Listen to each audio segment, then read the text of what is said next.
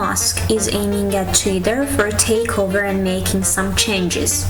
The action was not in favor of the board of this company, so they decided to poison pill him.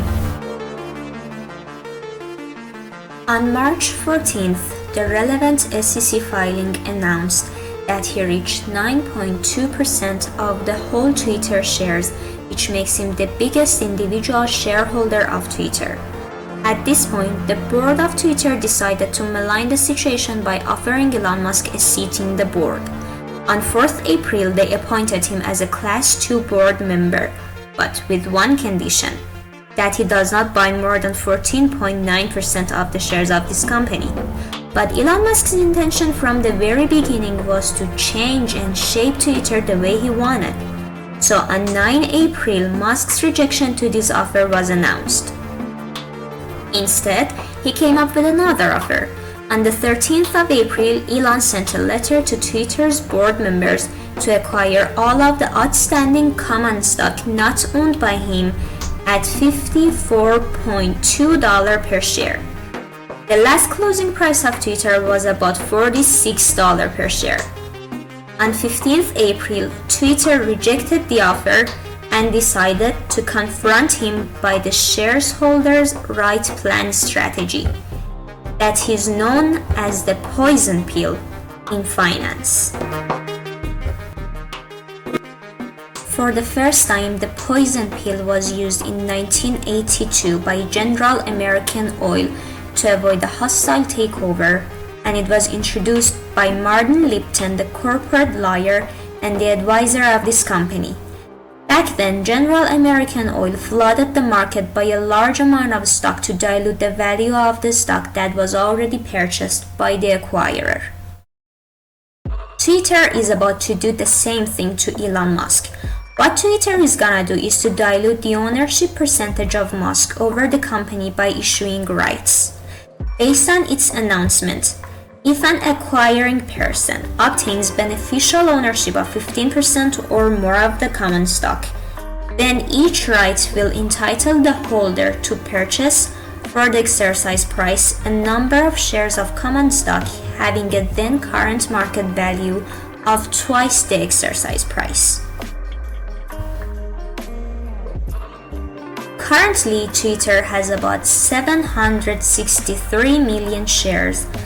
If Elon Musk decided to buy 15% of these shares, he will own 114 million shares, and 649 million will remain for others, and the poison pill will be triggered. In this condition, everyone except Elon Musk will have one right per each share. If all of these rights become exercisable, that means all of these rights turn into share. Everyone's share will be doubled except Elon Musk's. Others will reach to about 1.3 billion, and with 114 million of Elon Musk's shares, the whole outstanding shares of Twitter will be 1.4 billion. If this happens, the possession percentage of Elon Musk falls from 15% to 8%. And this is the way poison pill deters the hostile takeover. The last closing price of Twitter was about $56.72 per share, which gives the company about 36 billion market cap. Twitter's value could increase to $41 billion for 54.2 per share by accepting Musk's offer. But the management rejected that. Looking at Twitter's chart shows us that since 2013, Twitter's price could reach to more than 54 only for 12 months. But at the same time, if the price is 46, that does not mean it's gonna remain the same in the future. What's important here is the expectations of investors in the future. Some people believe Twitter worth more than $41 billion.